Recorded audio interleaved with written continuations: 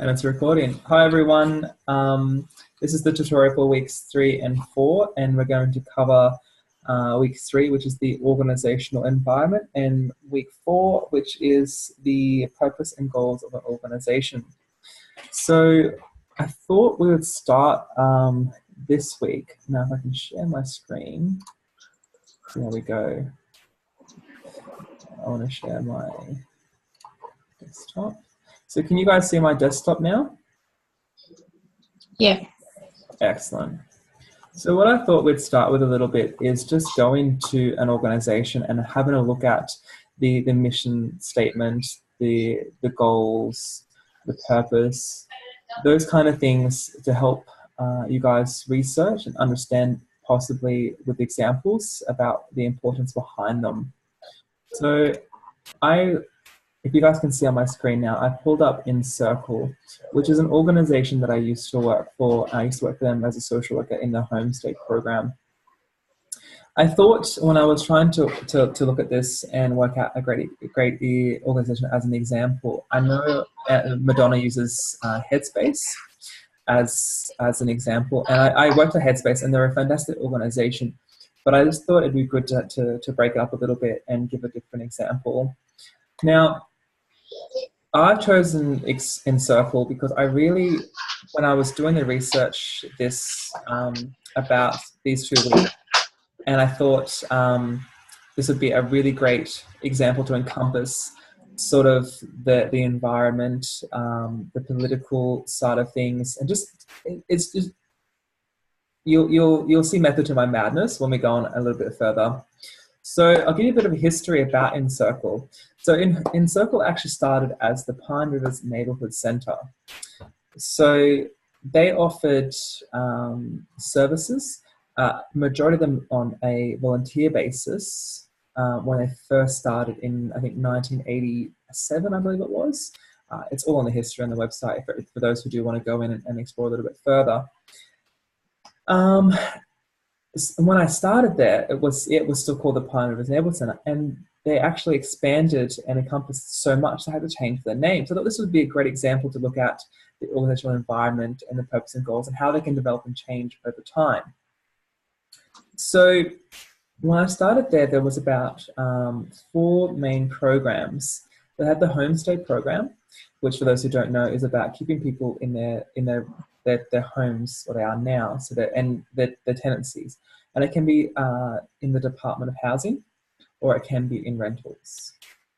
So people can be at risk of losing their accommodation through a number of things, through breaches, or for not upkeeping the property, or for rental arrears. And that was the focus of the Homestay program. That's what I was employed in. And they also had a family support program. They had an emergency relief program, and they had a counseling, like a one-on-one therapeutic program as well. When we talk about, so a great example, I think, for the environment is just how big this organization grew. So when I started there, it only covered the Pine Rivers area. So for those who don't know, it's North Brisbane. It covers suburbs such as Petrie, Launton, Strathpine, and some others. Due to the change of funding structure and the change of government, different programs were losing funding, and it meant that as an organization and as a community, they had to look at how they could pull together and make this stronger, and how they could, I suppose, concrete their position in the community. Okay, now there was for those who, a community legal service. Okay, so there was the North Brisbane Community Legal Service, which then decided to come under the umbrella of the Pine Rivers Neighborhood Center. Okay, so that was another service that then came under the umbrella of the Neighborhood Center, which then, suppose, conquered the position. There was also the Redcliffe Neighbourhood Centre, which actually I think is in it's a different council region. I think it's the Moreton Bay Regional Council. And so there was another Naval Centre, a legal service, that then came under this umbrella of the Pine Rivers Naval Centre. It didn't seem then, I suppose, in the name of Pine Rivers Naval Centre to be suitable when they actually had services in Redcliffe, which is quite far away for those who aren't in Brisbane. It's probably about 30 minutes drive, and a different council region. And then within compass of other services, obviously they had to look at expanding it. And so the name change is what came about from that. And that's why they then are now known as Encircle, which I think is the name that covers like Encircle different services. Now they actually offer a whole range of different services. So they offer obviously the legal side of things, so community legal service, which is free legal advice for people experiencing difficulties. They offer the emergency relief. The homestead program is still there. The family support program is still there. They offer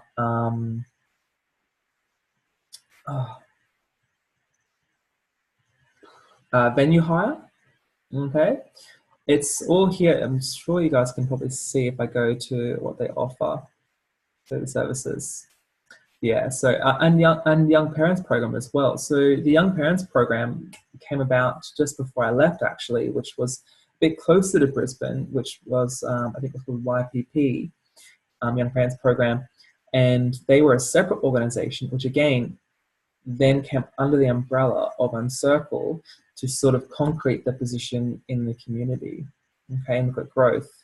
Because for those who aren't aware, when we had the change of government, a lot of services were defunded. Okay, so there is strength in numbers, which was kind of the focus when we look at the political framework of organisations. Where it came from was to solidify this. Was, well, look, here we are a service who service all these different people in this community and this larger wide community as well now. You know, you have to sort of hear us. You can't leave the vulnerable people who are vulnerable in the community without such a valuable service. Okay, so this is all where this sort of came from. Another great example of how the environment has assisted and can be sort of dissected and unpacked and explored a bit further was what they called the care network. Now, this I found really fascinating when I first started with Encircle. So they had a really great program, Emergency Relief, where people could come in. It was a drop-in service from about 9 to 1 in the morning. People could come in and ask for emergency relief for say food. Okay, that was the main purpose of the ER. Now, what the Pine Rivers Naval Centre had done is they had collaborated with a number of churches in the area who had access to food and other resources, brought them all together and had developed a system where people could come into a central location, get a referral based on the number of people in their household, and then go to the appropriate church and receive the assistance they needed. Now, when we look at this in an organizational context, this works so well as because before the churches were involved in this care network, was many people were going to these churches for support, and these churches were running out of food.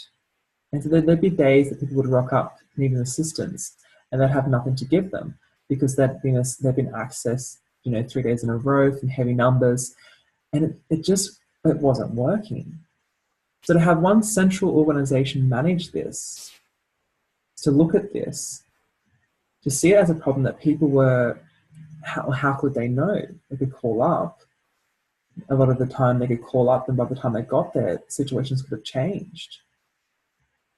This allowed the workers to ensure that people were assisted and assisted appropriately, and also the organizations that were involved, such as the churches, were also supported.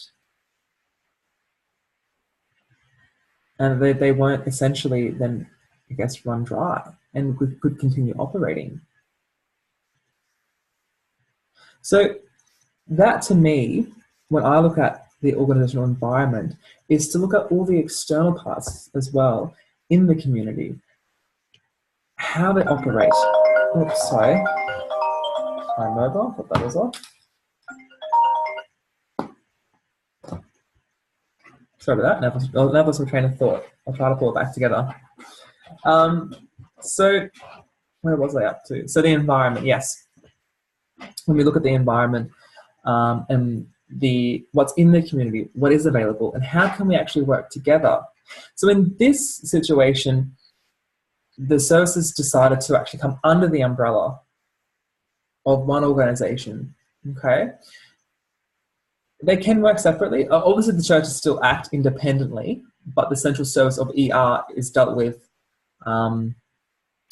through the centre, right? And other services actually then just became part of Encircle.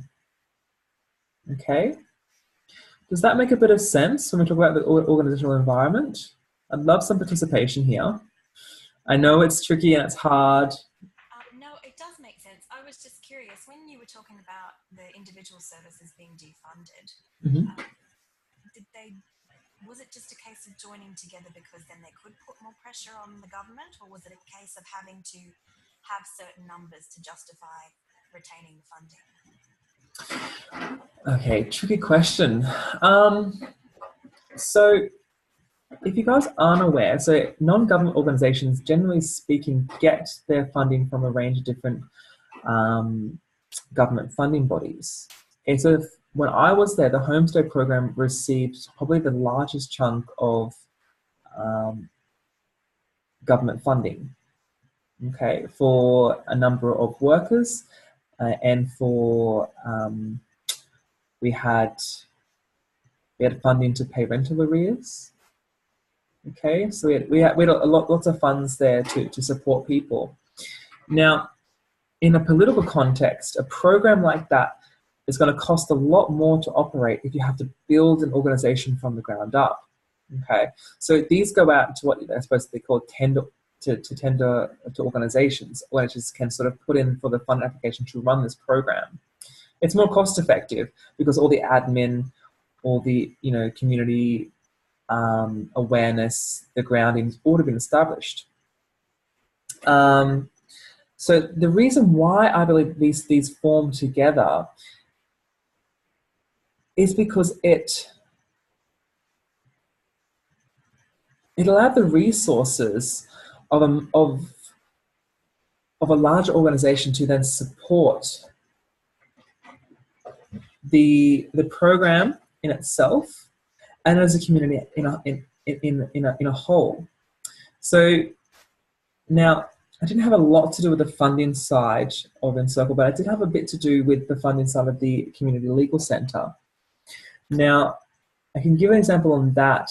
Is there's a board there. I think it's the North Brisbane Community Legal Services, and so I did learn a lot about that. And so they all sort of banded together because they were all at risk of losing their funding, and they had to sort of demonstrate to the government when the change of government happened how they were somewhat, I suppose, useful to the community.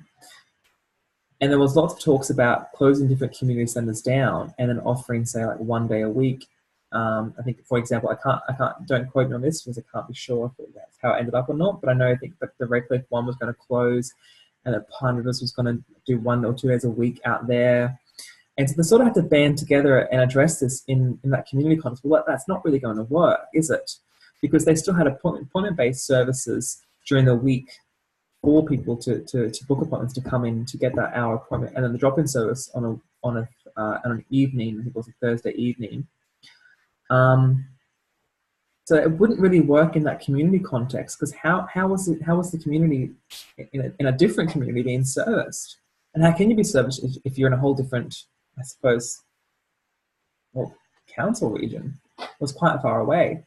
So being able to band together to pull the research, to pull the data, to make the submissions, in that political context where they need to go then to the government fund and say, well, look, this is here, this is the statistics, this is what's needed, this is why you need to fund us, this is because the gross injustice you're going to do to a number of vulnerable people if you don't fund this service.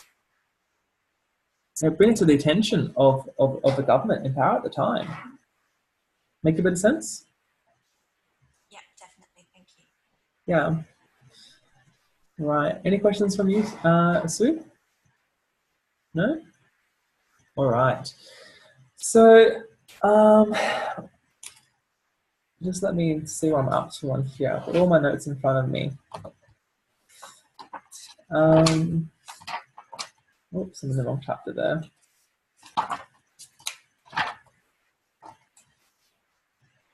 Still in the wrong chapter.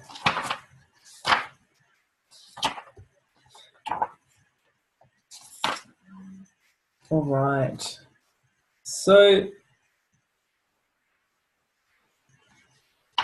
if we were to look at, say, my example then, in sort of a systems theory perspective, you can sort of start to make the links there about how that community operates and how the services come together, how they play off each other, how they support one another in this this need to support the wider community.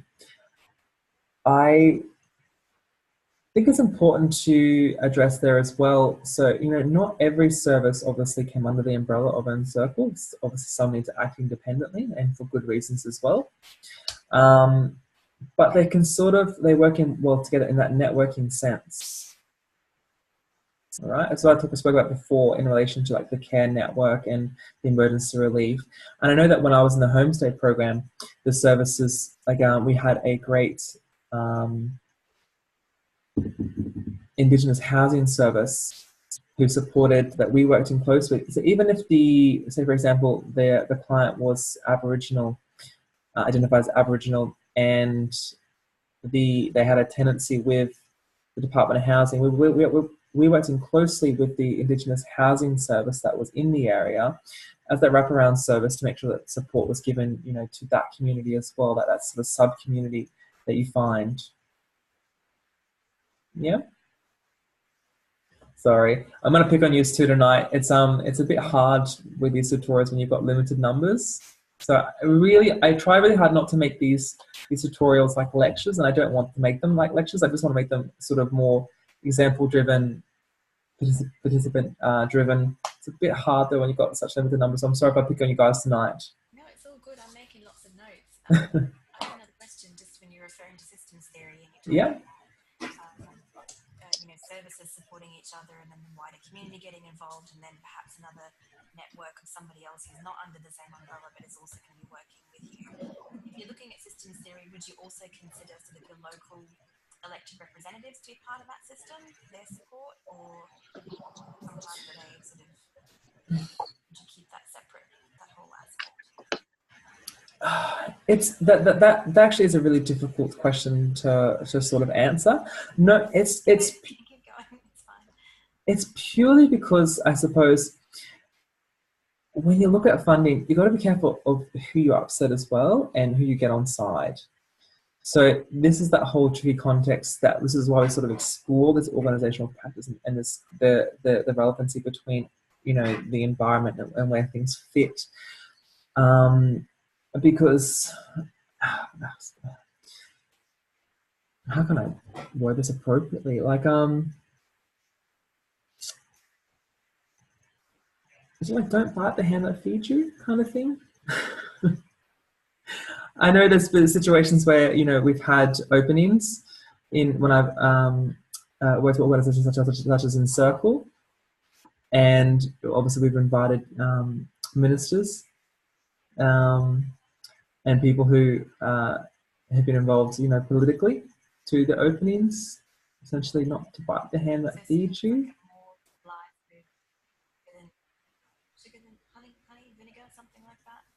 Yeah, and because you do want to form good relationships with these people as well, because they're the ones that's also going to go into bat for you when it comes to funding as well. And if they know about your service, they know about the good that you do, at the end of the day, they don't really want probably clients rocking up to their office, banging on the door saying, "Oh, can you find me a home?" Yeah? Yeah. So would you consider them though? If you're just talking about systems theory in relation to organisations, would you consider them, or would you just sort of say no, they're a bit too far out? Don't worry so much about that aspect. I think it depends on the situation, to be honest. I think definitely build the relationships, have them there. You know, everyone serves a purpose. You know, at the end of the day, you know, the organization, if we go back to looking at the, you know, purpose and the goals of an organization, everyone's there to serve a purpose. We want what's best for our clients at the end of the day. So it's about how you go about that. So build the relationships and everything. It might not be necessary to include them in everything, but they definitely do form an important part when it comes to the political side of organizations. Okay, thank you. All right. So I wanted to sort of go, that was only brief, but if we can just go now to,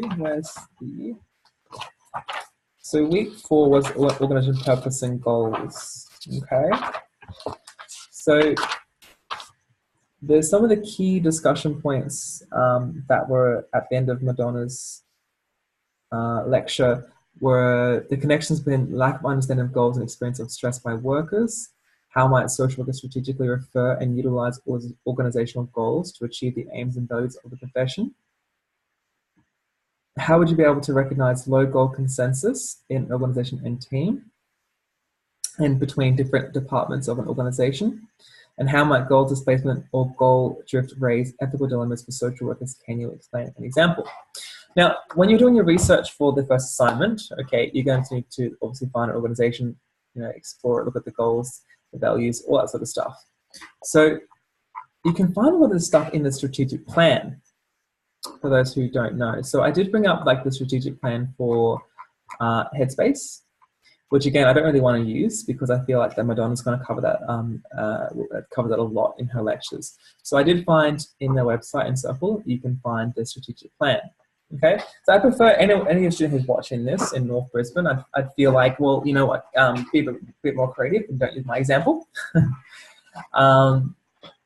So if you go to the strategic plan objectives, you will see essentially their mission, which is to support individuals, families, and strengthen our communities. Okay, and again, this changed. Missions can change. This changed when they became in Circle because it was no longer one community that they were supporting. It was a number of communities. Right? Their vision is connected, resilient, and thriving communities. Okay, and that's probably vague for a reason, as it looks at in I think in chapter 1 and chapter 5, the purpose and goals and why they're vague. Okay, if you've got specific goals when it comes to human services, you know it's tricky to demonstrate that. Goals are vague for a reason, and it's because of the work that we do. And then the values: integrity, respect, trust, and compassion, which are great. They align really great with our social work core values as well. Now, they've got the number of goals. They've got 6 on this list. I think I saw. Is it 6 or 5? 6. Yeah. So we'll just run through the first goal they have. Okay. Now, how can I explain this? So sometimes goals will be advertised a bit more in a public forum. Okay, so you'll see on the website organizational goals. Okay, they can be sort of synonymous with the vision. Okay, so some are interchangeable, some are more specific. It's really dependent on the organization. So these are strategic goals, and this is what they've mapped out for the next couple of years. Okay, what they hope to achieve. Okay, but you'll see sort of how they're they're somewhat vague, they're somewhat quite granular in their language, and again, for good reason. So they've got delivered programs and services that are valued and trusted by customers and the community. Okay, customers, language is everything in social work. You don't really want to use consumers, so service users. They've gone with customers. Operate at a level that exceed our community and stakeholder expectations. Understand the needs of the community and stakeholders. Okay. Now, realistically, these aren't probably going to be achieved. It'd be great if they could. It'd be fantastic. Great. But the nature of the work is it's ever changing.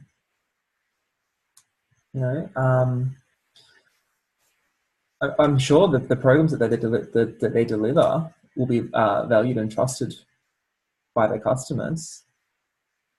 And that's a justification as why they'll keep going and why they'll introduce new programs. But understand the needs of the community will always change.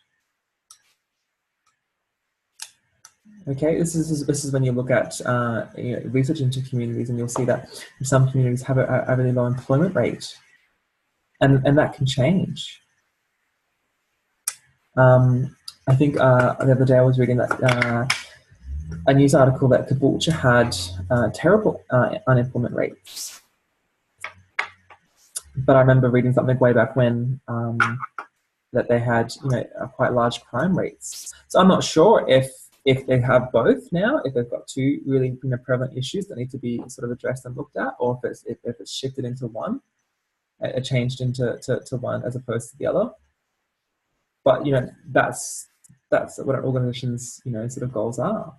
To be aware of that, to look at the community and what's needed, what programs are needed, and to get the services in place for people to support them. Right, the strategies for achieving the goals. Develop a range of communication channels, including web development, to reach all segments of our stakeholder groups to communicate key information. That's quite complicated, but a great strategy to have. What else have we got? CRM tool. I'm not sure what the CRM tool is, sorry. Progress in development of IT services to meet staffing and customer needs. We'll probably get to that probably next week when we look at the technology of community services. And Daniel, can I just ask, and this might be a really silly question, yeah, about when they're talking about stakeholders?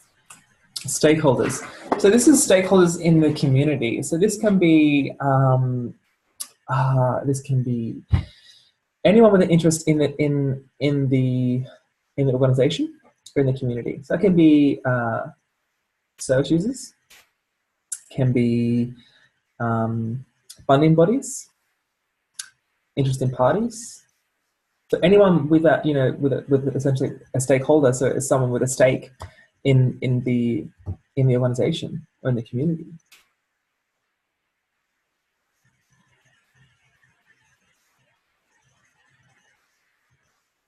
Okay. Would they be defined anywhere in the organisational information, or is that just like a generally? You may be able to find a definition of a stakeholder. Like, it depends on the report on what they deem a stakeholder is. I wonder if the textbook gives us a definition of a stakeholder.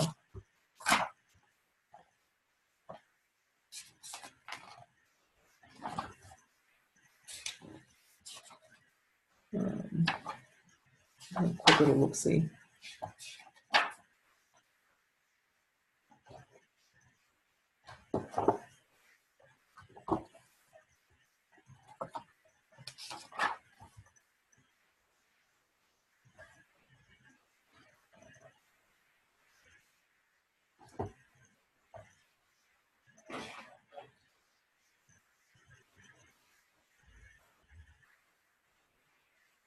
Okay, so they've got a little definition here. So some writers refer to these various A central tenet of this perspective is that organization is an arena in which various interest groups, external and internal, compete to optimize their values through it. Some writers refer to these various interest groups as stakeholders. That is person or groups who have an investment in the organization and have an interest in its operations. Okay, so that's probably actually even a more complicated example than I gave you. Yeah, so it's really just anyone with an interest in the organization. Okay. All right. Or the community, sorry. If we go down a little bit.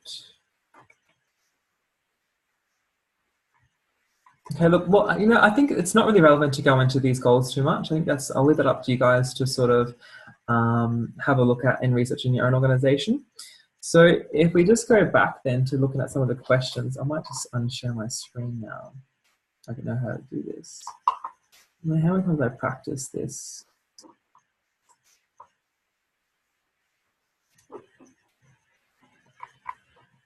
Stop share. So that works. Oh, has that worked? Yeah, excellent. All right. So if we go back to some of the question points now, so what do you guys think that some of the connections between the lack of understanding between the goals and the experience of stress by workers? You guys got any comments for me?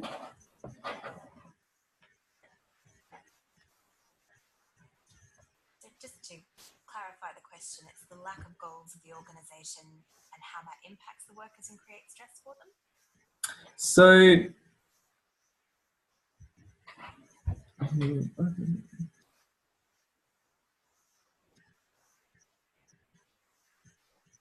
So essentially, how having a lack of understanding of the organizational goals can directly relate to the stress experienced by workers. I imagine if you don't know what you're doing, it's pretty stressful. So you don't really know what you're trying to achieve or what you're hoping to achieve through your work, what targets you're meant to be hitting or trying to hit. Sort of leave you a bit out to sea, wouldn't it? A bit stressed about whether you were actually being effective or whether you were doing what you were supposed to do. I imagine your employee reviews wouldn't be real good if you didn't have a clear idea of what your goals were.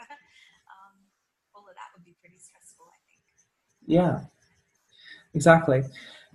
This gets particularly hard for workers who work in, I'll see if I can fix my camera a little bit. It seems to be so fuzzy. I think I have my laptop fixed.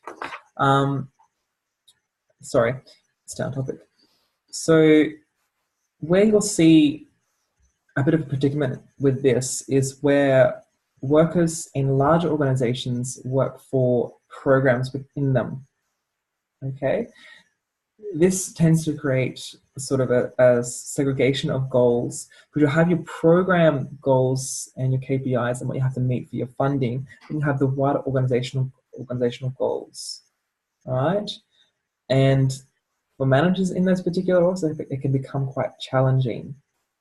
Okay, now it's about.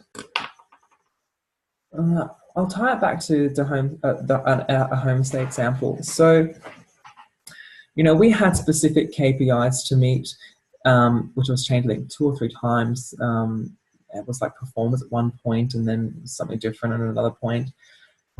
Essentially, we had to, at the end of closing each case, was to sort of identify, had the person sustained their housing, had they been moved to alternative, more affordable accommodation, and that's where they got their figures and statistics from.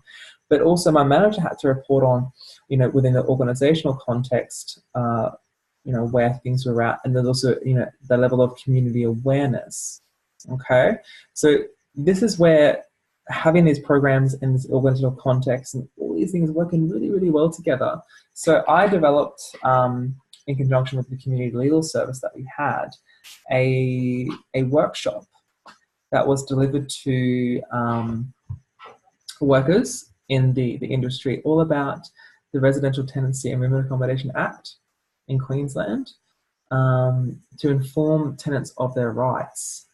Okay, because at this point, when we developed this and looked at this as a gap in the community, was that a number of tenants were basically just being evicted left, right, and centre, through quite illegal avenues. Lessors changing locks, real estate's not following the rules. So it wasn't just from private landlords; it was from real estates as well. And it's one of the things that you're not really sort of taught, about your rights and what you can actually do if you have a dispute with your real estate. They tend to, or the lessor tends to feel like they're the one in control and the one in power. And it used to be they had the tenants union, and they had a couple of a really good service that I'm pretty sure has been defunded now. I think it was just about to be defunded when we started to roll this program out. I wish I could remember the name, but it escapes me at the moment. That sort of did this advocacy work for people who had been sort of, their rights had been impinged upon. Okay, and I'm really sorry. I've lost my train of thought now. Perhaps I should have these a little bit earlier. Some more coffee. Yeah. You had your KPIs. Your manager had to address community awareness as part of their goal. Yeah. Okay. Yeah. So she then had to sort of manage so from the funding perspective of things, from our view as frontline workers, had to get these numbers. We had to have so many people who were basically in sustainable housing, and then also had to, from an organisational perspective, meet other requirements from the board of directors and from the organisational context. So there was managing those particular things. And see, if we don't understand this, as workers, as a team, that creates a whole heap of stress. If my manager's stressed, then I'm probably stressed. We're all in this together kind of connotation there. So hopefully getting into a good team is one way to be happy at work, right? They're all pulling together toward those goals. Maybe. Yeah, there'll always be issues at work. I swear, I've never understood why they haven't made a human service sitcom before. I think that would be the most hilarious sitcom I've ever seen in my life. You see all these legal dramas, and they've been done to death. Doctors, hospitals, blah, no one cares anymore. I think, definitely put a welfare service as a sitcom or something. It would be the most hilarious thing to watch, because you'll see the specific roles. You have the person with, who's been in the role way too long, and everyone's like, you should get out. You're so inappropriate right now. You'll have like the burnout people, and the chronic alcoholics and smokeaholics. I think it'll be such a hilarious TV show to watch. Don't know why they haven't done it yet. Don't know if they could handle that much drama. Yeah, fair point. All right.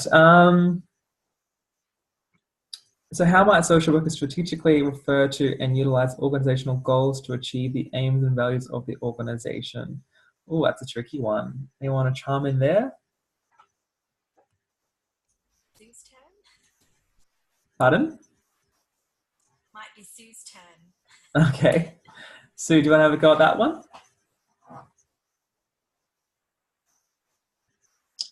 Not really. I'm not up to date with. That's okay. Look, don't stress. Organizational practice it is quite tricky to get your head around, and it's quite funny because most people I speak to, who have done the course, the connections really will you'll see them when you start, like in your placement, and you'll see, I hope so. yeah, you'll see when you start networking and getting out there and seeing the organizations and how they operate, and you'll talk to other colleagues in the field, and you're like, oh, okay, yeah, I can see why now we do this. So it's a bit tricky. So perhaps I can break down a little bit more. So an organization has goals. So if we look at the goals for, let me see if I can screen share again. Okay. If we look at the goals,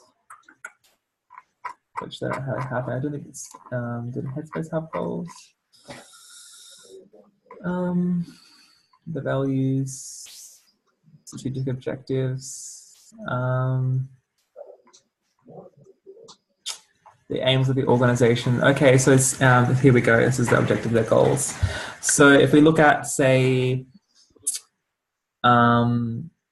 awareness, build awareness of who Headspace is and what it does. And then we break that down further and look at how that goal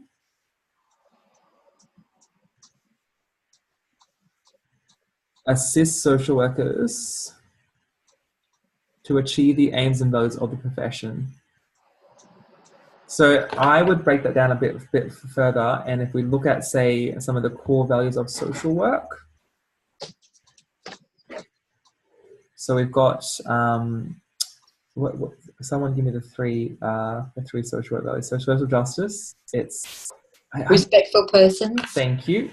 And then it's integrity, isn't it? It's integrity. I always want to say transparency, but it's integrity. Yeah, professional integrity. I don't know what, they always escape when I put on the spot. I need to have them like behind my computer. It's so bad. Okay. Let's look at the value of, let's go with respect for persons. So I suppose a little bit easier to link that one. I'm going to cheat here and skip. So we're going to go to access. So enhance access to appropriate services for all young people. So respect for persons. Okay, so you can sort of, make links and connections of how that core social work value connects and integrates and assists that core goal of Headspace. Okay, we want all people to feel respected, that they're valuable and they contribute to our society. And part of that respect is that everyone, even young people, have a right to access important services and have a voice for themselves. So that's that connection that we're looking for in that next part. And so you can do that with a huge range. I'm not going to go too much into it because that's your guys' job. Let's look at the next one now. How would you be able to recognize low goal consensus in an organization team and between different departments? Oh my goodness. All right. Can we come back to that one? Whoops. Okay, maybe let's go to the next one there. How might goal displacement or goal drift raise ethical dilemmas for social workers? All right, these some great academic words there. Anyone want to put a comment on that one? I can have a crack at it. Goal drift. Would it be where it's kind of funding related, so you kind of want to keep your funding or maybe keep somebody employed, so you might make a decision that's perhaps not necessarily in line with your goals in order to achieve, like robbing Peter to pay Paul kind of thing, do you know what I mean? But maybe losing sight of your goals and the values in there somewhere. Okay, so now how I read this question, okay, so how can, when goals are sort of read in the wrong way or in different contexts, how they can go off into little tangents and raise ethical dilemmas for social workers. So I do have an example, I think, that might be helpful. So if we look at, say, access to service, right? And then we can even link that back to respect for persons. What happens if you've got, okay, all right, so here's a good example. If you've got so I know that in a community legal service, you can't have what they call a conflict of interest, okay? So you can't have one person or one party, you can't have given them advice and then advise the other party. Okay, so therefore you have to refer that person on to a different service. Okay, so you can break that a little bit further, and there could be situations where someone has to refuse service, such as perhaps there's a domestic violence order.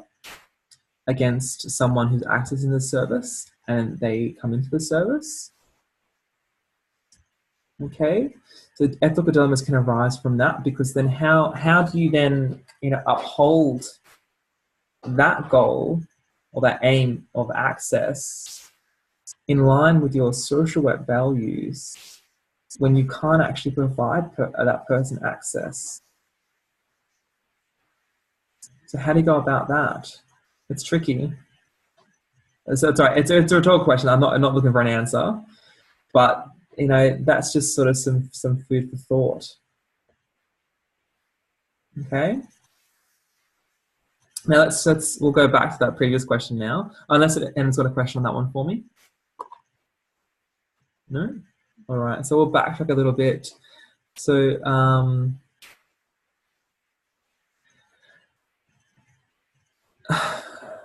how recognize low goal consensus in an organization and team between different departments of an organization? Okay. Look, this is a really tricky sort of discussion point here, and I think it sort of arises when you work for quite a large organization, okay, with various different departments.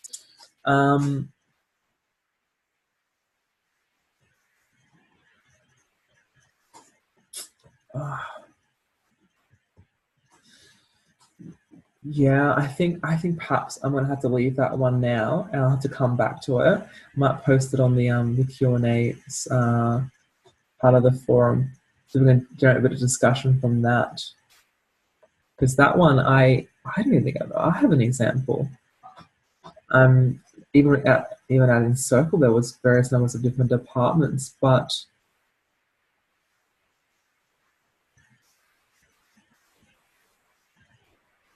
I mean, if they're talking in the political sense of funding wise, if we had low numbers, like we had to, when we became performance reviewed, we had to have so many hours with individual one-on-one contact, so many hours for this, so many hours for case notes, So if those numbers fell below what they were supposed to be, we then had to look at, okay, what was being spent in the organization sort of side of things, what was being spent in, say, education-wise, community-wise. We spent a lot of time in QCAT, for example, which is the tribunal advocating for, people to keep their house if they got to a certain point. So, and you'd have your sort of your different statistics and your hours and your reporting requirements and different systems that would give that information. So I think I might need to clarify that actual question a little bit more before I go to try to answer it. All right. So do you guys have any questions for me about weeks 3 and weeks 4? I might unshare. I keep forgetting to unshare the screen. Sorry about that. I'll do it again now. It's right there, right in front of me. There we are. All right. So you guys got any questions for me? Nothing burning at the moment. I'm just trying to get my head around everything, really. Yeah, and what about you, Sue? Any questions from you? Not really, no. I'm really just trying to understand what it is that I'm trying to do. All right. So, what I can suggest to you guys and anyone watching this later as well is it's just a bit of advice on what works for me when it comes to studying. Examples work really great. So I try to make these tutorials as example-based as possible. So, you've read, I think chapters 1, 2, 4, and 5 now, up to the end of week 4. So it probably would be great if you guys, those who haven't started yet, start researching your organization, start looking at it, start making those connections of what you've read, exploring what sort of theories that they might be applying. Now, obviously, you don't actually pick the organization until, I think, the second assignment. I don't want to put any extra work on people as well. But, having examples with these concepts can tend to help people make those connections a little bit easier. I know it helps me. For those who are fine, great, don't do any extra work. But I love having examples. So picking an an organization that's quite big, say like Headspace, that has all the information accessible online, ready to go. Like I just Googled Headspace strategic plan, that document popped up, you know, with all the aims and goals, all that stuff is there. You know, you can start linking that to the stuff that you're reading and hoping making those connections, things that you might be struggling with. And I'm always just an email away or post on the Q&A, and I'll do my best to respond. All right. Hopefully, we'll play a bit of catch up and be ready to go next time. A little bit more, you know, have some things to throw at you. No worries. I think we've got I think it's week, so we've got the one more tutorial next week, which will only be a short one because it's only 1 week we're covering.